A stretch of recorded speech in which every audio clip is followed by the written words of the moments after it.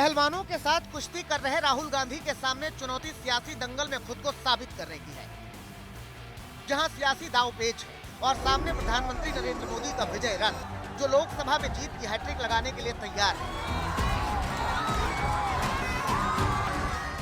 कुश्ती संघ और पहलवानों की जंग में जब सरकार से पहलवानों की नाराजगी बढ़ी तो कांग्रेस इसका सियासी फायदा उठाने की कोशिश में लग गई।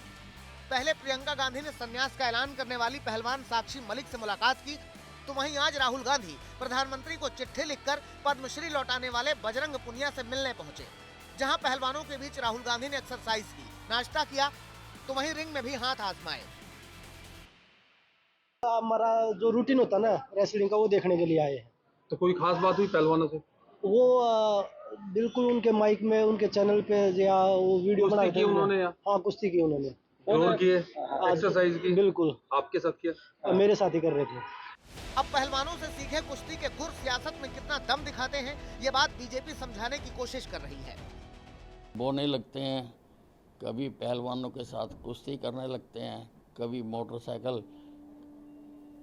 को रिपेयर करने लगते हैं, तो वो अल्टरनेटिव काम ढूंढ रहे हैं, क्योंकि राजनीति के उनके धंधा तो चौपट हो गया। इधर राहुल गांधी सुबह पहलवानों से मिलने पहुंचे, तो वहीं दूसरी ओर कांग्रेस ने भारत जोड़ो यात्रा के दूसरे चरण का ऐलान कर दिया। इस बार नाम दिया गया है न्याय यात्रा, जो कि अगले महीने से शुरू हो रही है।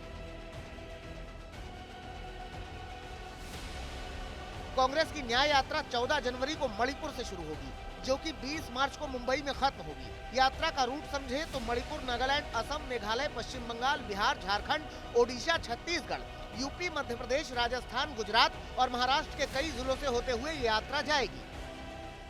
भारत जोड़ो यात्रा के बाद अब राहुल गांधी जी के नेतृत्व में कांग्रेस पार्टी भारत न्याय यात्रा निकालने वाली है।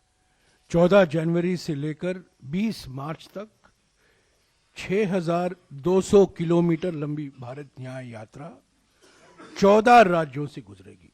मणिपुर में शुरुआत होगी और यह समाप्त होगी मुंबई में। 67 दिन की इस यात्रा में करीब 6200 किलोमीटर का सफर तय किया जाएगा, जिसमें करीब 14 राज्य की 355 लोकसभा सीटों को कवर करने का प्लान है। इस दौरान राहुल गांधी और कांग्रेस के नेता जनता के बीच जाएंगे और अपने मुद्दे उठाएंगे। कांग्रेस इस यात्रा को 2024 का विजय मंत्र बता रही है, तो वहीं बीजेपी यात्रा के फेल होने की गारंटी दे रही है। मैं इतना ही कहूंगा, जो टुकड़े टुकड़े गैंग के सदस्यों को शामिल करते हों, जो भारत को क्षेत्र और जातिवाद में बांटने का काम करते हो, वो न्याय क्या दिलाएंगे? जब वो भारत यात्रा खत्म किए थे तो सारे चुनाव में हार गए थे। अब न्याय यात्रा पर निकलेंगे तो कौन सा तीर मार लेंगे भाई? तो हम कहाँ उनका आईक्यू टेस्ट ले रहे हैं, जनता ले रही है आईक्यू टेस्ट। अगर राहुल गांधी की पहली भारत जोड़ो यात्रा से तुलना करें तो अब हालात बदल चुके हैं। पहली यात्रा के वक्त इंडिया गठबंधन का ऐलान नहीं हुआ था। ऐसे में अब टीएमसी कांग्रेस से सवाल कर रही है कि आखिर वो किन सीटों पर यात्रा करेंगे, क्योंकि सीटों का बंटवारा तो अब तक हुआ ही नहीं है।